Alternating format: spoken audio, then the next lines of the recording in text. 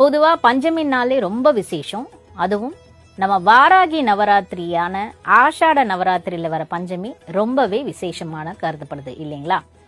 இப்போ ஆஷாட நவராத்திரி இந்த வருடம், அதாவது 2024ஆம் ஆண்டு எப்போ வருது அப்படின்னு பார்த்தீங்கன்னாக்கா, ஜூலை மாதம் 10ஆம் தேதி புதன்கிழமை காலையில 7:52 இருந்து ஆரம்பிச்சு மறுநாள் காலை வியாழக்கிழமை 10:52 வரைக்கும் இருக்குது.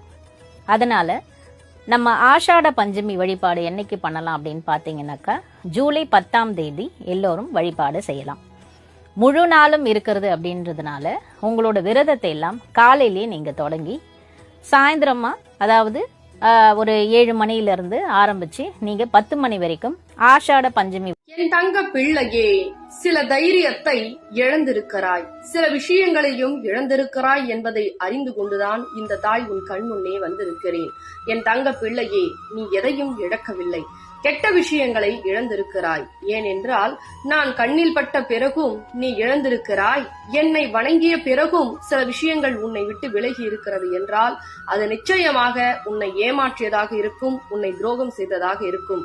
இழந்த விஷயம் அனைத்தும் உன்னுடைய நன்மைக்கே என்பதை புரிந்து கொண்டு தைரியமாக இரு. உன் வாழ்க்கையில் அனைத்துமே கூடிய விரைவில் நல்லதாக நடக்கப் போகிறது.